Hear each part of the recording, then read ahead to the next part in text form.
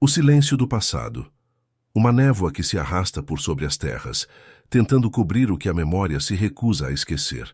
Mas há segredos que se debatem, que se recusam a apodrecer no lodo da história. Esta não é uma história de heróis de bronze erguidos em praças. É o relato cru de uma dívida de sangue, que o próprio Estado tentou varrer para debaixo do tapete, uma traição tecida nas entranhas de um império, às vésperas de sua maior provação. Naquele Brasil imperial, com a Guerra do Paraguai batendo à porta, a Fazenda Camargo era um microcosmo da crueldade. Ali, a palavra do barão era lei, e sua lei, impiedosa, era escrita com a chibata e o suor de seus homens. Entre eles estava João, um escravizado. Seu olhar, perspicaz, denunciava uma mente afiada demais para o jugo que lhe era imposto. Sua intuição para a terra e para as pessoas era uma arma silenciosa, um perigo velado aos olhos do barão. Anos antes, em um daqueles acidentes banais que mudam destinos, João havia salvado a filha do barão de uma queda fatal. Um ato de coragem que, para qualquer homem de honra, deveria ter garantido sua liberdade. Mas a gratidão do poder, meus amigos, é uma moeda falsa, que se desvaloriza ao primeiro sopro de conveniência. A promessa de alforria, sussurrada em um momento de desespero e alívio, evaporou como orvalho sob o sol causticante. Riscada da memória do barão, como um erro incômodo em seu livro-caixa, ela foi engolida pelo esquecimento. Essa promessa, afinal, era uma ameaça.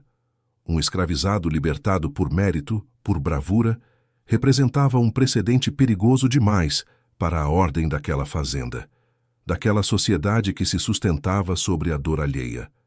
E assim, a vida na Fazenda Camargo seguiu, com o silêncio da noite carregando os lamentos e o sol do dia revelando as marcas da opressão.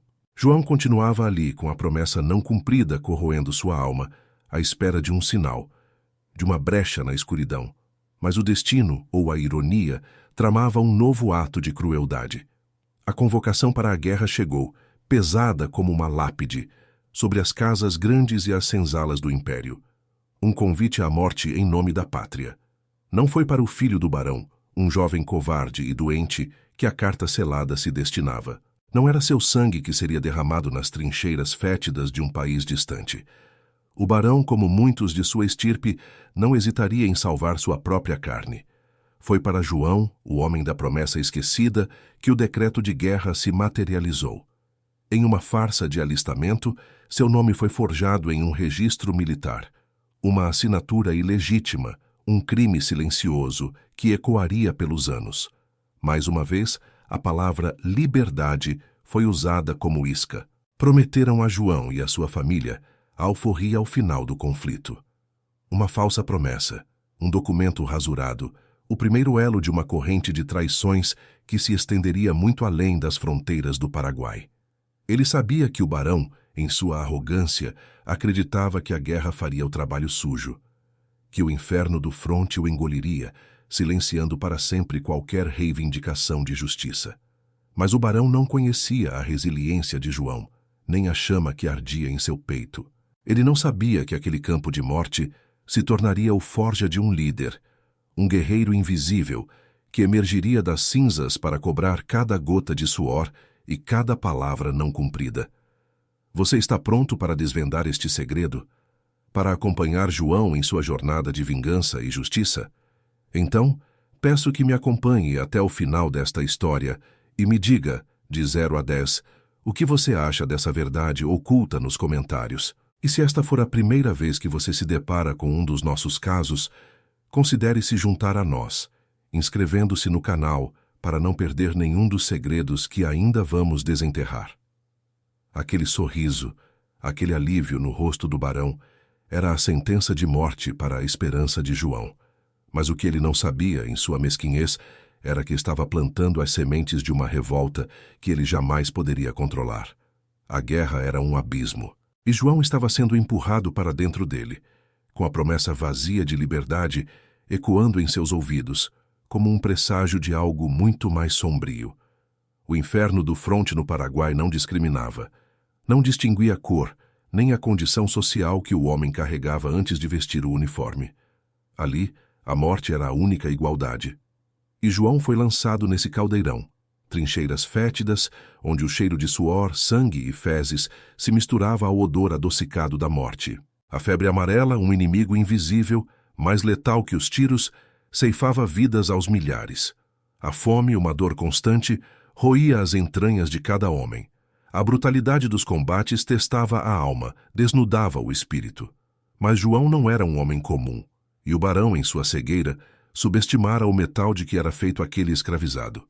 Sua intuição, aquela mesma que o guiava nos campos da fazenda, tornou-se uma ferramenta de sobrevivência.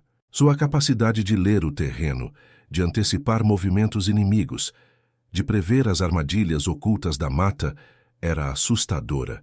Ele salvou vidas, organizou fugas, e em cada batalha, a cada decisão tática, João se transformava de escravo em um líder informal, um farol de esperança para os desesperados que o cercavam. Ele sabe o que faz, sussurravam. Ele tem um pacto com o mato, diziam outros. Entre os seus, aqueles que compartilhavam o mesmo destino cruel, João se tornou mais do que um soldado. Tornou-se uma lenda, um fantasma de resistência. A guerra era uma fornalha, e João emergiu dela endurecido.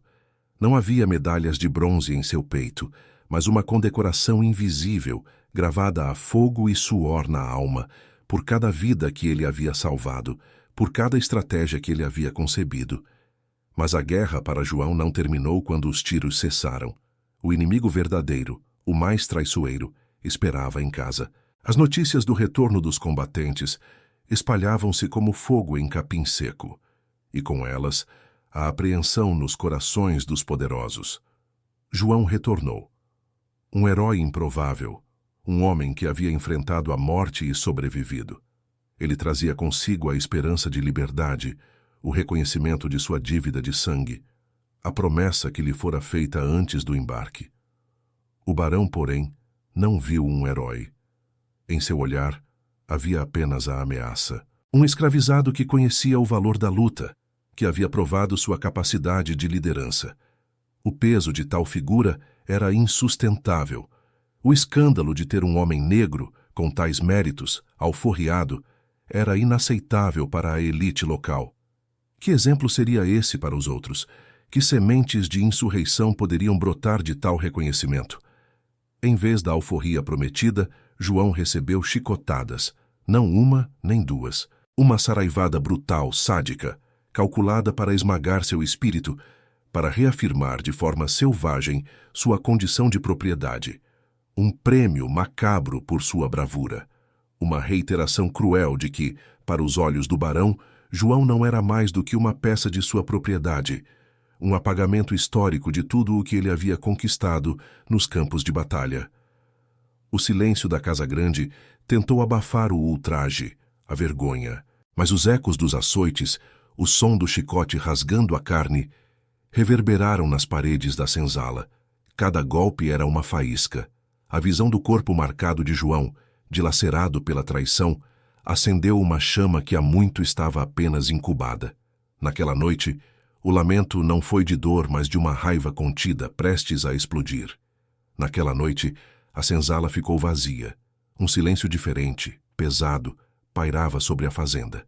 Não era o silêncio da submissão, mas o presságio de uma tempestade que o barão jamais imaginaria que ele próprio havia provocado. A notícia chegou como um raio. O barão mobilizou seus capangas e a polícia local. A caçada começou. Seu objetivo, esmagar a audácia de João e de todos que o seguiram, antes que o exemplo se espalhasse como pólvora. Mas João não fugia cegamente, como um animal assustado. Sua mente estratégica, lapidada no campo de batalha, agora se voltava para uma nova guerra, a da justiça. Ele sabia que a verdadeira liberdade não estava na fuga, mas na revelação. Havia um nome riscado no registro militar. Ordens secretas que nunca deveriam ter vindo à tona. Testemunhas silenciadas. Peças de um quebra-cabeça que, se montadas, revelariam a podridão por trás do manto do império. João e seus companheiros, agora fugitivos, embarcavam em uma jornada perigosa. Uma busca não por esconderijos, mas por provas. Provas capazes de derrubar não apenas um barão, mas o sistema que o protegia. E a cada passo, o perigo se tornava mais palpável. João e seus companheiros sabiam. A floresta era um refúgio temporário. A verdadeira batalha seria travada nos labirintos de papel, nas intrincadas teias de poder que protegiam o Barão de Camargo. Começava a perigosa jornada para desenterrar a verdade. O primeiro passo era o registro militar forjado. Aquele documento era a prova inicial da traição. A certidão de uma mentira oficial que mandara um homem livre para a morte, em lugar de um herdeiro covarde. O desafio era encontrá-lo antes que fosse destruído. A cada passo, um novo perigo espreitava. Capitães do mato, pagos com a fortuna do barão, farejavam seus rastros. O medo era um companheiro constante, o suor frio na nuca a cada rangido de galho na mata escura. A busca os levou a vilas distantes, a cartórios empoeirados, a homens que por um preço podiam lembrar de papéis antigos ou de trocas de favores. João era cauteloso. Sua experiência na guerra o ensinara a discernir a lealdade da traição, mesmo nos olhos mais amistosos.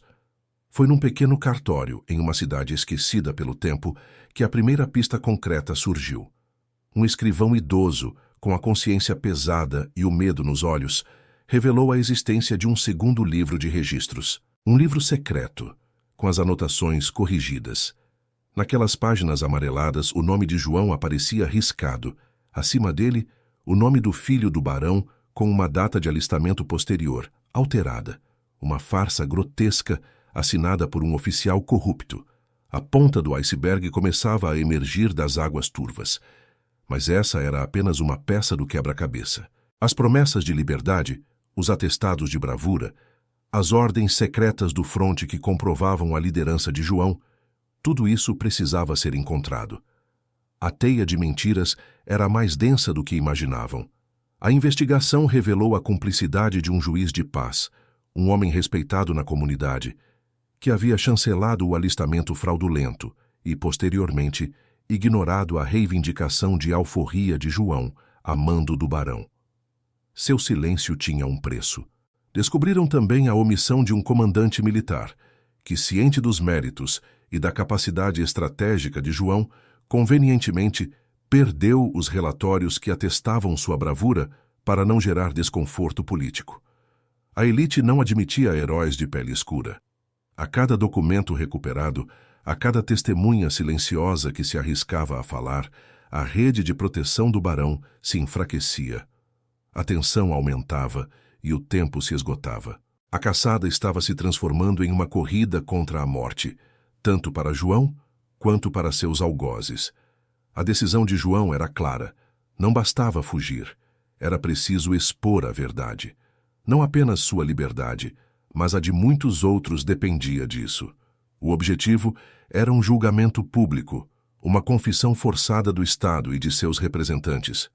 O confronto final aconteceu na capital da província. João, com as provas em mãos, o registro forjado, as cartas de oficiais que atestavam sua bravura e a omissão dos superiores, os selos oficiais que validavam as promessas quebradas, se apresentou à mais alta autoridade.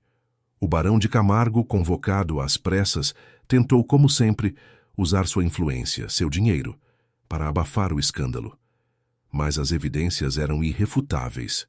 A voz de João, antes silenciada pela chibata, agora ecoava com a força da verdade. A notícia do escândalo se espalhou como fogo. Um escravizado, que virou herói de guerra traído e açoitado, agora expunha a corrupção e a hipocrisia de um dos homens mais poderosos do império. A sociedade estava chocada e a indignação genuína. O barão, em sua arrogância, havia subestimado o poder de um homem que não tinha nada a perder e tudo a ganhar. A pressão popular e a irrefutabilidade das provas forçaram uma investigação oficial. A queda foi ignominiosa. O Barão de Camargo foi despojado de seus títulos, de suas terras, sua reputação em ruínas. A dívida de sangue finalmente cobrada, não com violência, mas com a mais afiada das armas, a verdade. João, aquele que o império tentou apagar, foi oficialmente alforriado junto com sua família. A promessa que outrora era falsa, agora se tornara um símbolo de justiça para todos. O caso de João reverberou por todo o Brasil imperial. Ele não apenas conquistou sua liberdade, mas acendeu uma faísca. Provou que mesmo contra o poder do Estado e a crueldade dos senhores, a verdade, por mais perigosa que seja, é a única arma capaz de derrubar impérios de silêncio e injustiça. Sua história tornou-se um sussurro de resistência, um lembrete de que, mesmo nas profundezas da opressão, a coragem pode forjar um caminho para a justiça. E assim João, o escravizado que virou herói e, finalmente, homem livre, encontrou sua paz, mas deixou para trás uma lição eterna. Que a história de João nos lembre que há segredos que se recusam a apodrecer, e que a busca pela verdade, por mais antiga que seja, é um dever que nunca termina. E você, que acompanhou esta jornada de luta e revelação, o que pensa sobre a coragem de João? De 0 a 10, qual a sua nota para esta história de justiça? Deixe seu comentário e, se ainda não o fez, inscreva-se no canal para não perder outros segredos que o passado ainda guarda. Até a próxima investigação.